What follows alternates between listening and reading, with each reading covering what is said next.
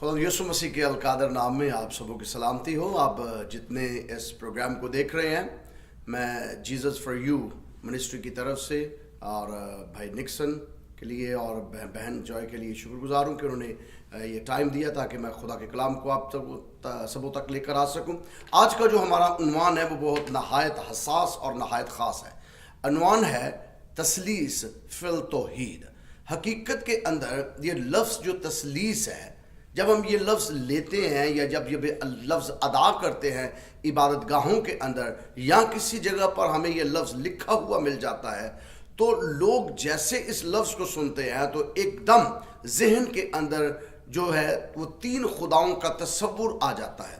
لوگ سمجھتے ہیں کہ جو مسیحی ہیں یہ بنیادی طور پر تین خداؤں پر ایمان رکھتے ہیں، جن میں باپ ایک خدا، بیٹا دوسرا خدا، اور جو تیسرا خدا ہے اس کے ساتھ مریم صدیقہ کو ایڈ کیا جاتا ہے۔ تو یہ تین خداؤں کا تصور جو ہے یہ غیر بائبلی اور غیر الہامی ہے۔ مسیحی مانتے کیا ہیں در حقیقت؟ جب ہم تورات کا مطالعہ کرتے ہیں، زبور کا مطالعہ کرتے ہیں یا صحائف الانبیاء کا مطالعہ کرتے ہیں، انجیل منورہ کا مطالعہ کرتے ہیں، تو ان چاروں کتابوں پر، ان کتب کی بنیاد جو ہے اس پر مسیحت کھڑی ہے۔ تو اگر مسیحت کا مطالعہ کرنا ہے تو یہ چار کتب کا ہمیں مطالعہ کرنا پڑے گا، ہمیں تورات کا، زبور کا، صحائف الانبیاء کا اور انجیل کا۔ ان چاروں کتابوں کا مطالعہ جو ہے اس سے آج ہم سیکھیں گے کہ خدا کی ذات اقدس حقیقت کے اندر ہے کیا چیز۔ بائبل مقدس کا جب ہم مطالعہ کرتے ہیں پیدائش کی کتاب سے تو ہمیں معلوم ہوتا ہے کہ پہلی مرتبہ خدا نے اپنا تصور جو ہے یا اپنی وحدانیت جو ہے یا اپنی شخصیت جو ہے وہ جناب موسیٰ پر ظاہر فرمائی، اور جناب موسیٰ کو خداوند تعالیٰ کی ذات نے فرمایا کہ تو اس بات کو جو ہے لوگوں کو جا کر بتا، اور بتانا کیا ہے؟ میرے حضور تو غیر معبودوں کو نہ ماننا، تو اپنے لیے کوئی تراشی ہوئی مورت نہ بنانا جو اوپر آسمان پر یا نیچے زمین پر یا زمین کے نیچے پانی کے اندر ہے، تو ان کے آگے سجدہ نہ کرنا، کیونکہ میں تیرا خداوند خدا غیور خدا ہوں۔ اس کا مطلب یہ ہے کہ خدا کی جو ذات ہے وہ کسی کے مد مقابل اپنے آپ کو لانا نہیں چاہتا۔ خدا فرماتا ہے کہ آسمان میرا تخت ہے، زمین میرے پاؤں کی چوکی ہے، کائنات اور کائنات کا ذرہ ذرہ میرے ہاتھوں کا بنایا ہوا ہے، اور تم میرے مقابلے کے اندر کسی کو لا نہیں سکتے، میرے ساتھ کسی کو کمپیئر نہیں کر سکتے، میرے ساتھ کسی کو تم کھڑا نہیں کر سکتے، کیونکہ میں وحدہ لا شریک ہوں۔ میں ایسا خدا ہوں جس کی وحدانیت ہے، میں اکیلا ہوں، میرا کوئی ہمسر نہیں ہے، میرا کوئی جنا ہوا نہیں ہے، میرے کوئی مقابلے میں نہیں ہے۔ تو یہ ہے تصور تورات کا۔ تورات کے اندر جو تصور پایا جاتا ہے خدا کا وہ وحدانیت کا تصور ہے، وہ لا شریک ہونے کا تصور ہے۔ یہودی کبھی سوچ بھی نہیں سکتے تھے کہ خدا کسی کو جنے گا، یہودی کبھی سوچ بھی نہیں سکتے تھے کہ خدا جسمانی طور پر کسی کو پیدا کرے گا۔ اس کا مطلب یہ ہے کہ یہ تصور جو ہے یا یہ تعلیم جو ہے یہ آگے نہ صرف تورات تک بلکہ تورات سے اگلے انبیاء تک یہ تعلیم ٹرانسفر ہوئی، یعنی تورات سے زبور کے اندر یہ تعلیم آئی۔ اور جب ہم زبور کا مطالعہ کرتے ہیں تو زبور کے اندر متعدد مرتبہ ایک ہی بات پر زور دیا گیا ہے کہ ہمارا خدا ایک خدا ہے، اور وہ ایسا خدا ہے جو حی القیوم ہے، جو صادق القول ہے، جو یہوہ خدا ہے، اور اس کی بابت لکھا گیا ہے کہ وہی ہمارا ہراول ہے، وہی ہمارا چنڈاول ہے، وہ ہمیں آگے سے بھی گھیرتا ہے، وہ پیچھے سے بھی گھیرتا ہے۔ اور داؤد نبی اس خدا کی بابت بڑی خوبصورتی سے بیان کرتا ہے کہ وہ میری پناہ ہے، وہ میرا محکم قلعہ ہے، وہ میری چھپنے کی جگہ ہے، وہ میری چٹان ہے، وہ میری جان کا لنگر ہے۔ تو یہ ساری باتیں کرنے کے بعد وہ ایک ہی بات کہتا ہے کہ کون ہے جو ہمارے خدا کی مانند ہوگا؟ کوئی اس کا ہمسر نہیں، وہ الہوں کا الہ ہے، وہ خداوندوں کا خدا ہے، وہ بادشاہوں کا بادشاہ ہے، کوئی اس کے برابر نہیں ہے۔ زبور کی بھی یہی تعلیم ہے کہ اس کے برابر کوئی نہیں ہے، اس جیسا کوئی نہیں ہے۔ تو جب ہم زبور سے صحائف الانبیاء تک آتے ہیں تو صحائف الانبیاء کے اندر ہم دو حصے دیکھتے ہیں، دو قسم کے نبی صحائف الانبیاء کو لکھنے والے ہیں، جس کو ہم انبیاء اکبر کہتے ہیں یعنی بڑے نبی، اور انبیاء اصغر کہتے ہیں یعنی چھوٹے نبی۔ اس میں یہ نہیں ہے کہ نبی چھوٹا ہے یا بڑا ہے، لیکن اس کو کیٹیگورائز کیا گیا ہے، دو کیٹیگریز کے اندر ان کو بیان کیا گیا ہے، اور وہ بیان اس لیے کیا گیا ہے تاکہ ناقص العقل لوگ جو ہم مسیحی ہیں یا باقی لوگ ہیں اس کو سمجھ سکے کہ نبیوں کی کیٹیگریز نہیں ہے. نبیوں کے اندر تو خدا کا کلام ہے، لیکن جن نبیوں نے بڑے صحیفے لکھے، لمبے لمبے صحیفے لکھے، ان کو ہم کہہ دیتے ہیں یہ انبیاء اکبر ہے. اور جن کے صحائف چھوٹے ہیں یعنی چند ابواب پر مشتمل ہے، ہم ان کو کہہ دیتے ہیں یہ انبیاء اصغر ہیں یا چھوٹے نبی ہیں. تو بات حقیقت کے اندر نبوت کی ہے. تو جتنے بھی نبی آئے ہیں، جتنے بھی پیغمبر آئے ہیں، ان سب نبی پیغمبروں نے ایک ہی تعلیم دی ہے، اور وہ تعلیم یہ ہے کہ ہمارا خدا لا شریک اور اکیلا خدا ہے. اس کا مطلب ہے کہ ہم تورات کا مطالعہ کریں تو خدا واحد کا تصور، زبور کا مطالعہ کرے خدا واحد کا تصور، صحائف الانبیاء کا مطالعہ کرے تو خدا واحد کا تصور. لیکن مزے کی بات یہ ہے کہ جب جناب مسیح خداوند یسوع مسیح اس دنیا کے اندر آتے ہیں تو آپ جیسے اس دنیا کے اندر آئے تو آپ نے آ کے بنی اسرائیل کو ایک تعلیم دی، اور وہ تعلیم یہ تھی، سن اے اسرائیل، ہمارا خداوند خدا ایک خدا ہے، تو اسے سارے دل، ساری جان، ساری طاقت اور اپنی ساری عقل سے خداوند اپنے خدا سے محبت کر. تو یہ تو جناب مسیح کی تعلیم ہے، خداوند یسوع مسیح کی تعلیم ہے، اور جو مسیحت کی بنیاد ہے وہ خداوند یسوع مسیح کی تعلیمات پر ہے. اگر خداوند یسوع مسیح کے فرمودات، آپ کے ارشادات اور آپ کی تعلیمات انجیل مقدس سے نکال دی جائے تو انجیل تو کھوکھلی رہ جاتی ہے. تو اس کا مطلب یہ ہے کہ ان کی ساری تعلیمات جو ہیں مسیحی مذہب یا مسیحی لوگ منوعاً اس پر ایمان رکھتے ہیں، اور ہمارا جامعہ ایمان ہے کہ خدا واحد ہے، کیونکہ خداوند یسوع مسیح نے آپ کی شخصیت، خدا کی شخصیت دنیا کے اندر پیش کی. اب جب خداوند یسوع مسیح اس دنیا سے صعود فرما گئے تو آپ کی صعود آسمانی کے بعد آپ کے شاگرد پالوس رسول جو بہت سی خطوط انہوں نے لکھے، آپ کے شاگرد یعقوب رسول جنہوں نے خط لکھے، آپ کے شاگرد پطرس رسول جنہوں نے خطوط لکھے، تو یہ تمام خطوط جو ہیں یہ بھی اس بات کی تعلیم دیتے ہیں کہ ہمارا خداوند واحد ہے.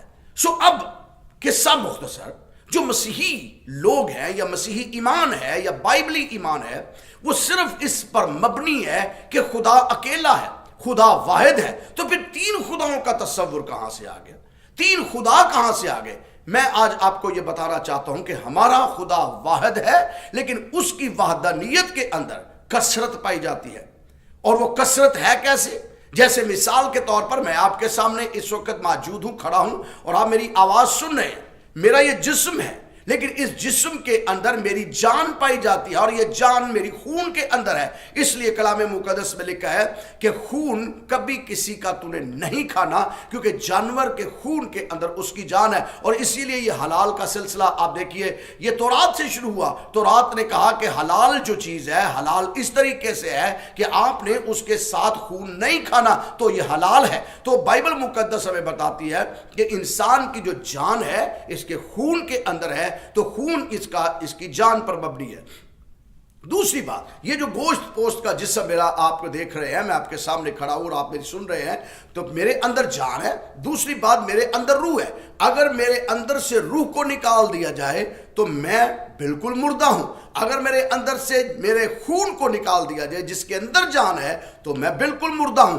گویا میرے اندر جو کثرت پائی جاتی ہے وہ ہے روح کی، اور وہ ہے میرے خون کی اور یا جان کی. اگر جان اور روح الگ کر دی جائے تو یہ بدن محض مٹی کا ایک ڈھیلا رہ جائے گا، مٹی کا ایک لوتھڑا رہ جائے گا. تو یہ ہے انسانی ہستی. اس لیے آپ دیکھیں اردو زبان میں بھی جب ادب سے بلایا جاتا ہے، اپنی ذات کے ساتھ انسان مخاطب ہوتا ہے تو ہم لفظ استعمال کرتے ہیں ہم.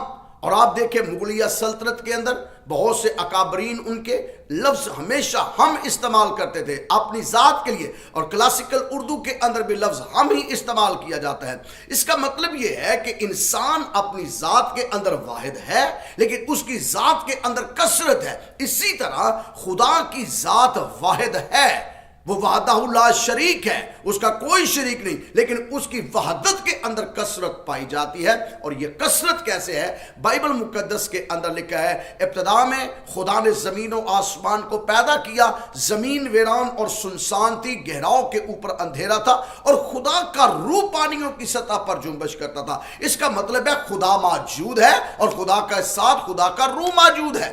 خدا کی ذات طیبہ کے اندر اس کا روح بھی موجود ہے. اور پھر بائبل مقدس کے اندر لکھا ہے پیدائش کی کتاب کے بعد جب ہم یوحنا کی انجیل کا مطالعہ کرتے ہیں تو یوحنا کی انجیل کے اندر لکھا ہے ابتدا میں کلام تھا اور کلام خدا کے ساتھ تھا اور کلام ہی خدا تھا. پیدائش کی کتاب کے اندر لکھا ہے کہ ابتدا میں خدا کا روح تھا.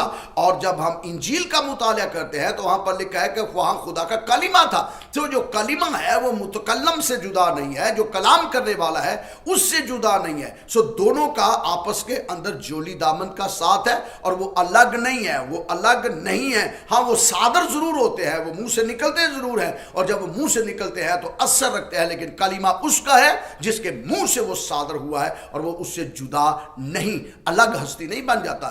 اسی طرح خدا نے کیا کیا, بائبل مقدس ہمیں بتاتی ہے جب زمانوں کا اینڈ ہو گیا, وقت پورا ہو گیا, تو خدا نے اپنے بیٹے یسوع مسیح کو بھیجا عورت کے وسیلہ سے. اور اس کے پاس جبرائیل فرشتہ آتا ہے اور جبرائیل فرشتہ آ کر کہتا ہے تیرے بیٹا ہوگا اور تو اس کا نام یسوع رکھنا. تو مریم صدیقہ کہتی ہے کیسے ممکن ہے کہ میرے بیٹا پیدا ہو, میں کنواری ہوں, میں باکرہ ہوں, میں صدیقہ ہوں, میں عفیفہ ہوں, میں زکیہ ہوں, کیسے میرے بیٹا پیدا ہو سکتا ہے, مجھے کسی مرد نے چھوا تک نہیں. تو وہاں پر لکھا ہے خدا تعالیٰ کی قدرت تجھ پر سایہ کرے گی اور اس سبب سے یہ مولود مقدس خدا تعالیٰ کا بیٹا کہلائے گا, یعنی خدا کا روح تجھ پر سایہ کرے گا. اور بائبل مقدس ہمیں بتاتی ہے کہ جب خدا یسوع مسیح کی پیدائش اقدس ہوتی ہے تو یوحنا رسول لکھتا ہے کلام مجسم ہوا اور فضل اور سچائی سے معمور ہو کر ہمارے درمیان رہا اور ہم نے اس کا ایسا جلال دیکھا جیسے باپ کے اکلوتے کا جلال. سو خداوند یسوع مسیح اگر دنیا کے اندر آئے ہیں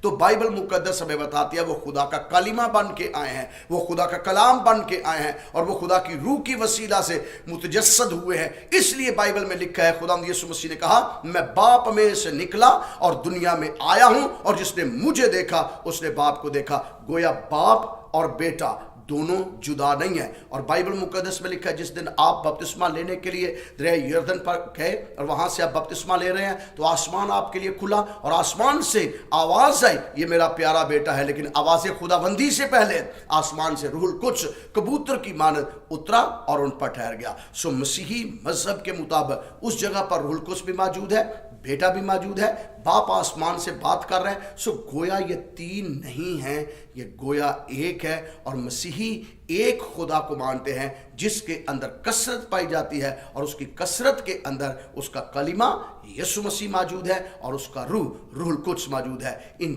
تینوں کو ہم خدا کہتے ہیں, نہ کہ الگ الگ خدا ہے. یہی دین مسیحت کا ایمان ہے. خداوند ہم سبوں کو برکت دے جب ہم یسوع مسیح کو اپنے شخصی نجات دہندہ قبول کرتے ہیں اور اس بات پر ایمان رکھتے ہیں کہ خدا واحد ہے لیکن اس کے اندر بیٹا بھی موجود ہے, اس کے اندر روح القدس بھی موجود ہے اور یہ جسمانی نہیں, یہ تخمی نہیں, یہ نسلی نہیں, یہ اس کے ساتھ اشتراک کے اندر ہے اور وہ تینوں ایک ہیں اور تین میں ایک ہے اور تینوں میں ایک موجود ہے. خداوند ہم کو سمجھ اور عقل عطا فرمائے جب ہم خدا کی خداوندی کو سمجھتے ہیں. خداوند آپ سبوں کو برکت دے. God bless you.